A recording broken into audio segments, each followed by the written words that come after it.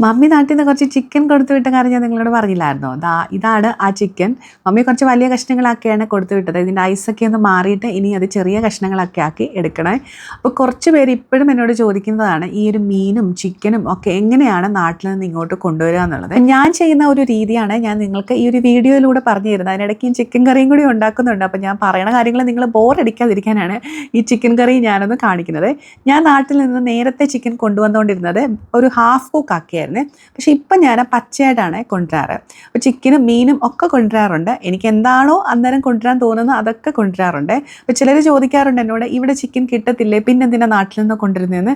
എല്ലാ സാധനങ്ങളും കിട്ടുമെന്നേ. നമ്മൾ താമസിക്കുന്ന ഏത് ലോകത്താണെങ്കിലും ഏത് ഗുദാമിലാണെങ്കിലും എല്ലായിടത്തും എല്ലാ സാധനവും കിട്ടും. പിന്നെ ഓരോരുത്തരുടെ ഇഷ്ടമാണ് നമുക്ക് എന്തൊക്കെ കൊണ്ടുവരണം, നാട്ടിൽ നിന്ന് കൊണ്ടുവരണ്ട എന്നുള്ളത്. അപ്പം അതിന് അഭിപ്രായം നമ്മൾ ആരും പറയേണ്ട ആവശ്യമില്ല. അത് ഓരോരുത്തരുടെ സൗകര്യം ഇഷ്ടത്തിനനുസരിച്ചാണ് കൊണ്ടുവരുന്നത്. പിന്നെ നമ്മുടെ അമ്മമാരൊക്കെ നാട്ടിലുണ്ടെങ്കിൽ അവർക്കൊക്കെ ഭയങ്കര ഇഷ്ടത്തോടു കൂടി നമുക്ക് തരുന്ന സാധനങ്ങളൊക്കെ നമ്മൾ വേണ്ടെന്നും പറയാനൊക്കത്തില്ലല്ലോ.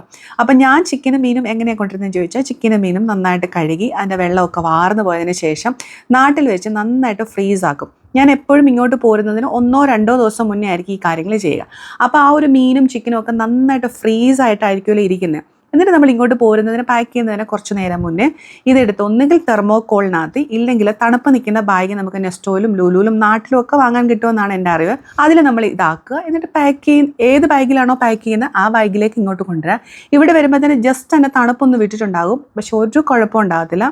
ഞാൻ ഗ്യാരണ്ടി. നിങ്ങൾ ട്രൈ ചെയ്തിട്ടില്ലെങ്കിൽ കൊണ്ടുവരും. ഇവിടുന്ന് അങ്ങോട്ട് ഞാൻ ചിക്കൻ നഗറ്റ്സ്, സോസേജ്, പിന്നെ പ്രോൺസ് ഒക്കെ ഞാൻ കൊണ്ടുവരാറുണ്ട്. ഈ സെയിം രീതിയിൽ തന്നെയാണ് ഇവിടുന്ന് അങ്ങോട്ടും കൊണ്ടുപോകുന്നത്, അവിടെ നിന്ന് ഇങ്ങോട്ടും കൊണ്ടുവരുന്നത്. കുറേ പേരാണ് നിരന്തരമായിട്ട് എൻ്റെ മെസ്സഞ്ചറിലൂടെ വന്നിട്ട് എന്നോട് ചോദിക്കുന്ന ചോദ്യങ്ങളായിരുന്നു ഇതൊക്കെ. അതിനാണ് ഞാൻ ഒരു വീഡിയോയിലൂടെ മറുപടി തരാമെന്ന് വിചാരിച്ചത്.